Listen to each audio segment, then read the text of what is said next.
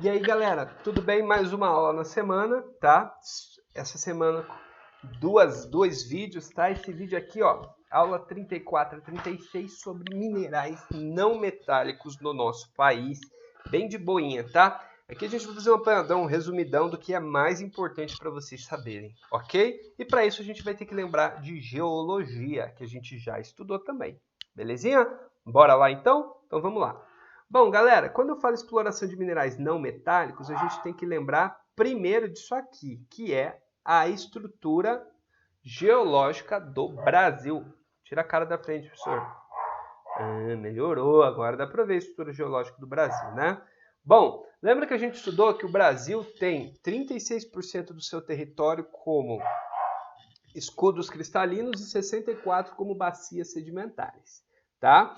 Quando eu falo mineral metálico, geralmente você vai se apegar aos escudos cristalinos. Presta atenção.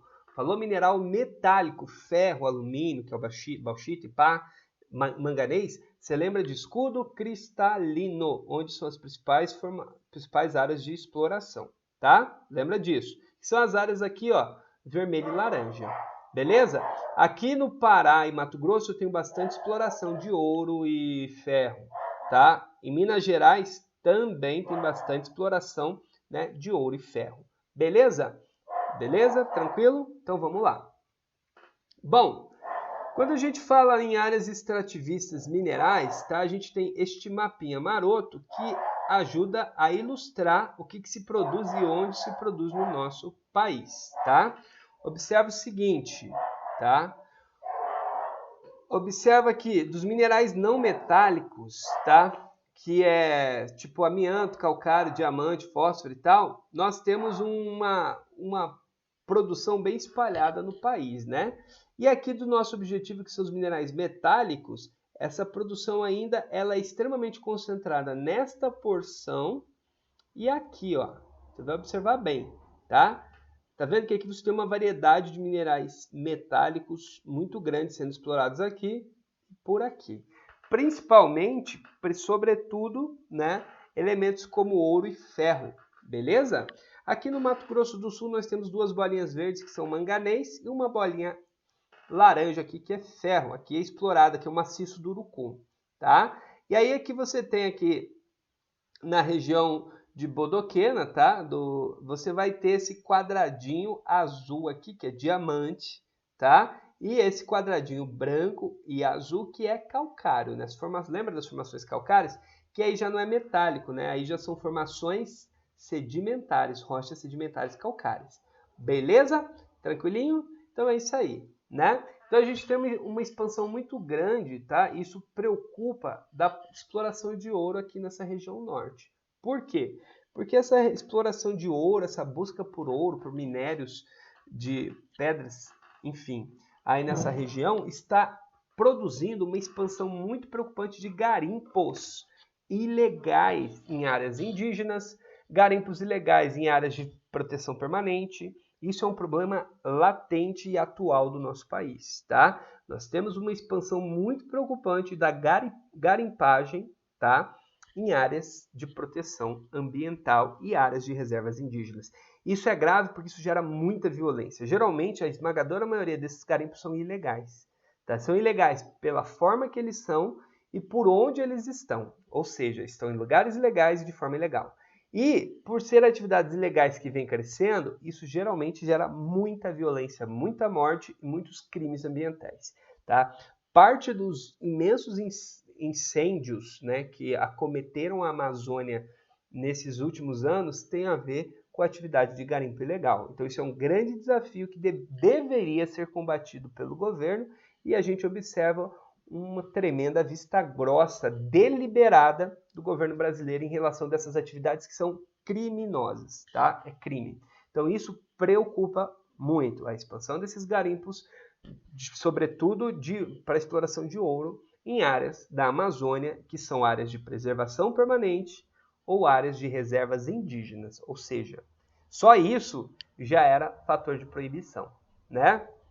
Então é importante se atentar a essa condição. A atividade mineradora no Brasil, ela é feita basicamente por grandes empresas mineradoras, né? Companhia como a Companhia Vale, Companhia Samarco, né? Algumas estrangeiras, tem a BHP do Canadá. O Canadá tem algumas empresas que atuam nesse segmento aqui no nosso país, beleza? E qual a preocupação disso? Essas empresas muito grandes, como é um produto que, como é matéria-prima, tá? Você precisa produzir em grande quantidade para ter lucro, tá? E produzir em grande quantidade de minério, gente, você vai desmatar e você vai gerar impactos. Então você tem que criar mecanismos para compensar esses impactos gerados. E aí é uma grande discussão, né? Lembra lá do acidente Mariana? Pois é, né? Acidente lá da Samarco, que é uma empresa que pertence ao Grupo Vale. Pois é, lembra lá de Brumadinho? Então a gente tem uma série de preocupações ligadas à exploração mineral no Brasil que envolve, além dos crimes das práticas ambientais, que nem sempre é crime, né? Que depende da lei, mas também da segurança das pessoas que vivem próximas dessas áreas de exploração. Beleza? Esses dois desastres, tanto Mariana quanto Brumadinho, foi um grande tapa na cara e um grande sinal vermelho ou amarelo, né, para alguns, sobre a condição da exploração mineral no nosso país. Beleza? Então preocupa e muito. Então a gente precisa rever, a gente precisa reestruturar os mecanismos de fiscalização e os mecanismos também de legalização dessas atividades mineradoras. Beleza? Porque isso sim é muito preocupante, tá? Bom, tranquilo? Então o Brasil ele é um dos maiores produtores de ferro do mundo, a gente é um dos maiores produtores de manganês do mundo, a gente é o maior produtor de nióbio, só que o nióbio é muito insignificante, a concentração dele, a quantidade que se produz desse recurso, né, que se vende, é muito pouco, tá? A gente é um grande produtor também de diamante, a gente tem muito carvão, enfim, né? Nós somos um país muito rico em minerais. Por quê? Porque nós somos gigantes. Todo país muito grande tende a ter muita exploração mineral. Beleza? Isso é um fato, tá? Tranquilinho? Vamos ver algumas áreas de exploração importantes, então? Vamos começar aqui com dois lugares fundamentais. Um é o projeto Carajás e outro é o projeto Trombetas, tá? Vamos lá. O projeto Carajás foi a maior reserva mundial de ferro. Olha aqui, ó, ainda está em... Tá vendo aqui no mapa? Essa região, tá? É sul-sudeste do Pará, perto da fronteira do Mato Grosso, perto da fronteira do Tocantins e do Maranhão. É uma área gigante, onde a gente tem grande exploração de ferro. É a maior reserva do mundo de ferro, tá? E ainda tem outros minerais explorados por aqui, tá? É aqui que tinha a famosa Serra Pelada, né? Olha essa foto bizarra, essa foto aqui do Sebastião Salgado. Olha, tá vendo isso aqui, ó? Cada pontinho desse são pessoas carregando sacos de areia, escavando a serra atrás de ouro, né? Serra Pelada, que foi um grande, eu ia falar projeto, mas nem dá para chamar de projeto, né? Foi um grande garimpo a céu aberto, um negócio surreal no final dos anos 70 e começo dos anos 80, que atraiu milhares de brasileiros atrás do sonho do enriquecimento e fugir da pobreza que o Brasil naquela época estava passando por uma crise econômica muito grave, né? E ali a galera começou a ir para essa região para tentar achar ouro. E foi um caos, né? Foi um caos. Olha a foto aí para você entender o que aconteceu. Tá, a Serra Pelada foi fechada, o que era antes uma serra, ou seja, um morro, virou uma depressão, um buraco de mais de 200 metros de profundidade. A galera destruiu a serra e transformou a serra em um buraco. Isso na mão, hein? Tá? Olha aí, do jeito que vocês estão vendo. Então é um negócio assustador o que aconteceu ali, tá? Então, essas regiões ali sempre foram muito promissoras em minerais, né? E uma galera no desespero, uma população mais pobre ou pessoas que queriam tentar enriquecer de forma fácil, iam lá para tentar a sorte, para ver o que eles conseguiam. E o resultado foi dramático. O Carajás, a região do Carajás, é interligado, tá, pela ferrovia Estrada de Ferro Carajás, que sai aqui em São Luís do Maranhão, Porto de Itaqui. Aqui do Porto de Itaqui, ó, lembra do navio sul-coreano que encalhou aqui? Vocês viram esse ano? Começo do ano? Então, encalhou um navio por aqui, sul-coreano, né? Mas enfim, só curiosidade. Daqui, esse minério de ferro vai lá por cima, passa o canal do Panamá e vai para a China, tá? Então, boa parte do minério de ferro extraído aqui vai para onde? Para a China, tá? Então aqui, por isso que é bastante importante para a economia desses estados o projeto Carajás. Foi até construído uma usina hidrelétrica para garantir energia para as indústrias que aqui surgiam, indústrias de transformação. Beleza? E o projeto Trombetas aqui no norte do Pará também foi um projeto perto de Oriximiná, muito importante aí para a exploração de bauxita e manganês também. Beleza? Tranquilo, né? Então vamos lá. Outro lugar também muito famoso é o quadrilátero ferrífero, né? Quadrilátero ferrífero nada mais é do que uma região ali em Minas Gerais, ali perto de Belo Horizonte, onde você vai ter a famosa cidade de Mariana e Ouro Preto, né? Ouro Preto famosa por turismo, Mariana pelo acidente, né? É aqui que você vai ter cidades como Belo Horizonte e tal. E nessa região, nós tivemos a maior produção de minério de ferro e manganês. O quadrilátero ferrífero era a maior reserva, e aqui foi geralmente a maior produção, tá?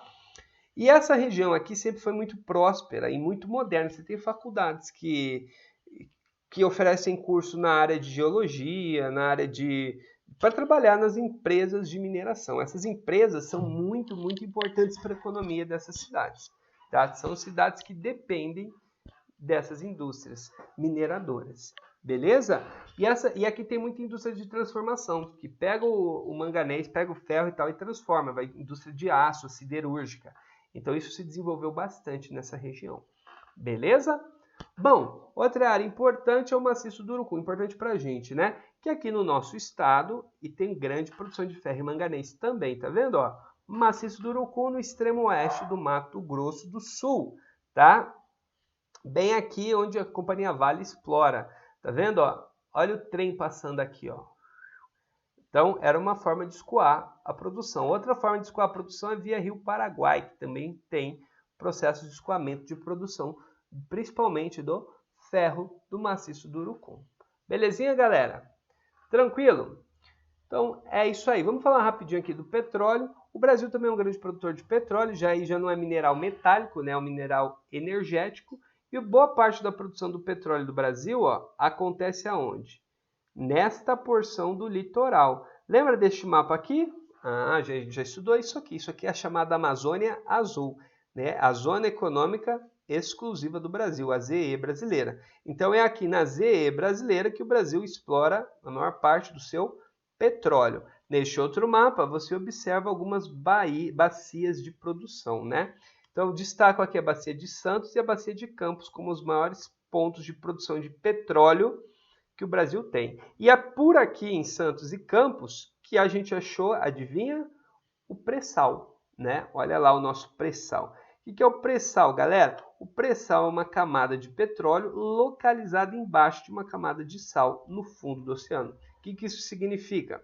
Isso significa o seguinte, que no fundo desse oceano são rochas sedimentares e ao longo dos milhões, dezenas de milhões de anos, foi acumulando sal aqui.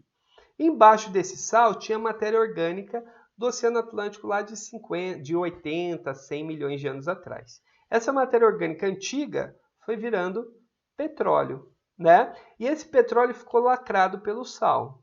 Ou seja, então se eu furar essa camada de sal, eu vou ter acesso a essa imensa reserva de petróleo. Essa camada é tão grande, mas tão grande, que fez com que o Brasil se tornasse ficasse entre os 15 maiores reservas de petróleo do mundo. Tá? Qual é a dificuldade do pré-sal? Isso aqui, ó. Nós temos aqui, tá, aproximadamente, tá, mais 2, 3 mil metros de profundidade, ou seja, 2, 3 quilômetros de profundidade até chegar no chão do oceano. E aí depois eu tenho mais o quê? Uns 3 a 5 quilômetros para chegar no petróleo. Então, furar isso aqui passa a ser muito difícil. Esse foi o grande desafio do pré-sal brasileiro. O Brasil venceu esse desafio, nós temos tecnologia própria para fazer isso. A Petrobras tem essa tecnologia e hoje o pré-sal é super viável e bastante explorado. Beleza, galera? Então é isso, é um panoramazão geral aí de mineração no nosso país, tá? Bem de boa, bem resumidão. Um grande abraço para vocês e até depois do recesso. Fui!